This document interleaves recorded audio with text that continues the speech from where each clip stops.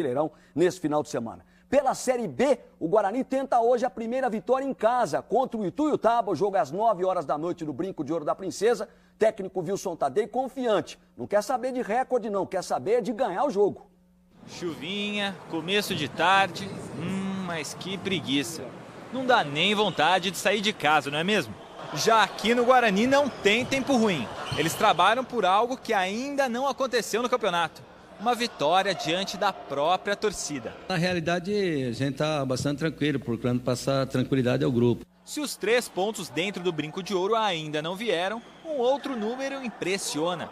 O Guarani está a 16 jogos invicto.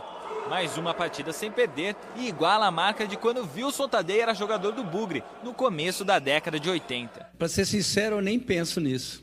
Levar as coisas numa boa e procurar sempre buscar resultados positivos, que é o que interessa. Para o treinador, vencer é importante, mas por um outro motivo, que não tem nada a ver com quebra de recorde.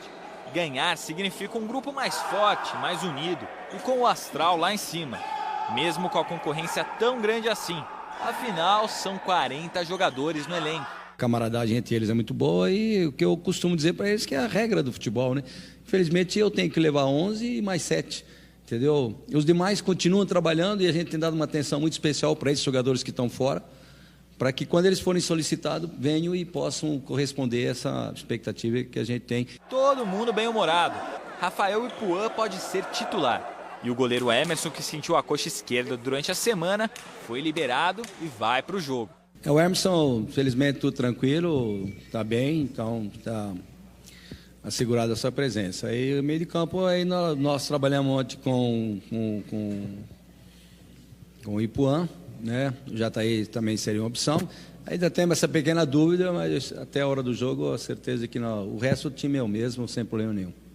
A dúvida aí, o Ipuã, o Rafael Ipuã, que foi titular absoluto na reta final da Série A2 do Campeonato Paulista, machucou-se, está voltando agora. E o Rafael Jataí, que vem entrando nas partidas e vem vindo bem. As duas opções do técnico Wilson Tadei para substituir o Dadá, que está suspenso pelo 3º cartão amarelo. Guarani e Ituiutaba, hoje, 9 horas da noite, Brinco de Ouro, sequência da 4ª rodada da Série B do Campeonato Brasileiro. O Bugre tem 5 pontos. Se chegar aos 8 hoje, pode chegar até as primeiras colocações. Vem aí